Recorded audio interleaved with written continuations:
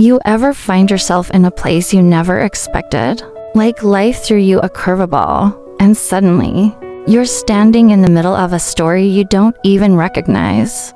I've seen it happen more than once, and let me tell you, sometimes the best stories start when everything seems to be falling apart. This one, it's about a woman named Elira, who thought she'd lost everything, only to find something she never saw coming. The smell of fresh bread filled the little bakery as Elira wiped the flour from her hands. It was late, past closing time, and most of the shops on the street had already gone dark. Outside, the city buzzed with life, but in here, it was quiet, just the hum of the old refrigerator and the soft rustling of Mira packing up the leftover loaves for the shelter down the street. "You don't have to stay so late, you know," Mira said, her voice gentle. Elira smiled, brushing a stray curl from her face. "I don't mind. It's nice here." And it was.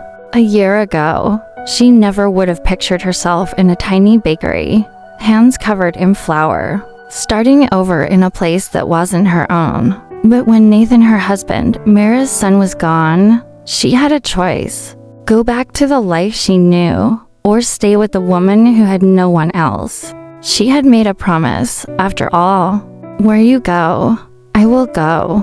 But starting over wasn't easy. The city wasn't exactly welcoming to outsiders, and Elira had felt it in the way people looked at her, how they hesitated before speaking, how opportunities always seemed just out of reach. Well, except for Ben. Ben ran the cafe next door.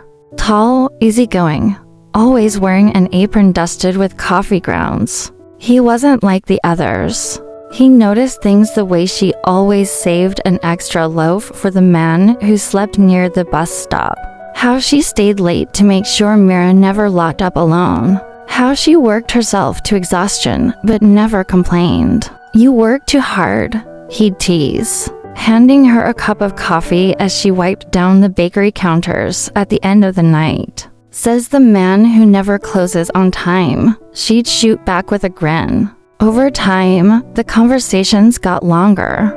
He'd lean against the bakery counter, talking about how his grandfather started the cafe decades ago, how he took over after college, how keeping the place running was harder than people thought. She told him about her old life, about how she once dreamed of opening her own bakery before life took her in a different direction. One night, as they locked up their shops, Ben leaned in the doorway of his cafe, hands in his pockets. "You ever think about what's next for you?" Elira hesitated. For so long, she had been in survival mode, one day at a time, just trying to make it through. The future. She hadn't let herself think about it. "I don't know," she admitted. "But maybe I'm starting to." Ben just nodded, like he understood. Weeks passed, and something unspoken settled between them.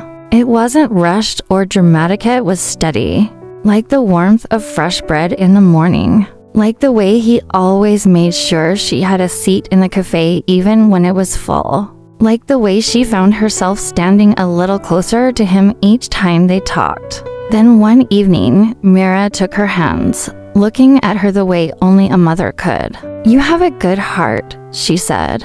"And so does he. If there's a future to be had, don't be afraid to take a step toward it." Elira thought about that later that night as she stood outside the cafe, watching Ben walk up. When he turned and saw her, he smiled, that easy, knowing smile, like he had been waiting for her all along. Funny how life works, isn't it? You think you've lost everything, and then one day, you realize you're exactly where you were meant to be. Love doesn't always come in fireworks and grand gestures. Sometimes it's in the staying, in the quiet faithfulness, in the people who see you even when you feel invisible. Maybe you've been searching, trying to figure out where you belong. Maybe, like Elira, love has been waiting for you all along. You just have to take the next step.